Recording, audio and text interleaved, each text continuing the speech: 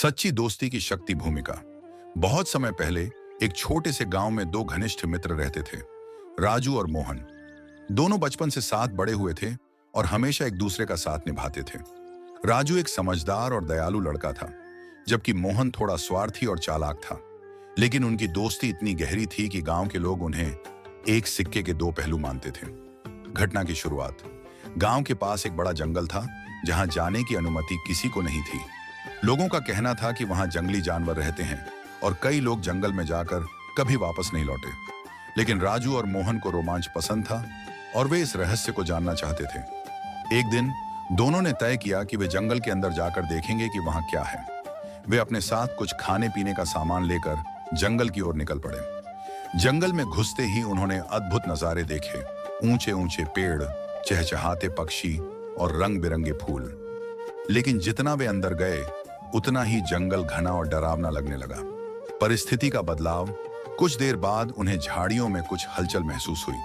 इससे पहले कि वे कुछ समझ पाते, एक बड़ा और खतरनाक भालू उनके सामने आ गया। भालू को देखकर मोहन डर गया और बिना कुछ सोचे समझे एक पेड़ पर चढ़ गया। उसने एक बार भी नहीं सोचा कि उसका दोस्त नीचे खड़ा है और मुश्किल में पड़ सकता है। राजू के पास पेड़ पर चढ़ने का समय नहीं था, इसीलिए उसने अपनी बुद्धिमानी का उपयोग किया। उसने सुना था कि भालू मरे हुए लोगों को नहीं खाता। वह तुरंत जमीन पर लेट गया और अपनी सांस रोक ली। भालू उसके पास आया, उसे सूंघा और यह सोचकर चला गया कि वह मर चुका है। मूल्यवान सीख। जब भालू चला गया तो मोहन पेड़ से नीचे आया और हंसते हुए बोला, भालू ने तुम्हारे कान में क्या कहा? राजू मुस्कुराया और बोला, भालू ने कहा कि सच्चे दोस्त मुश्किल समय में साथ नहीं छोड़ते। मोहन को अपनी गलती का एहसास हुआ और उसने राजू से माफी मांगी। उस दिन के बाद मोहन ने अपने स्वार्थी स्वभाव को बदल लिया और एक सच्चा और मददगार दोस्त बन गया। निष्कर्ष। यह कहानी हमें सिखाती है कि सच्ची दोस्ती का मतलब एक दूसरे का साथ देना होता है, न कि सिर्फ अच्छे समय में साथ रहना।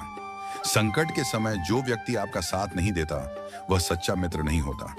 इसलिए हमेशा अपने दोस्तों को परखें और उन्हीं पर विश्वास करें जो हर परिस्थिति में आपके साथ खड़े रहते हैं।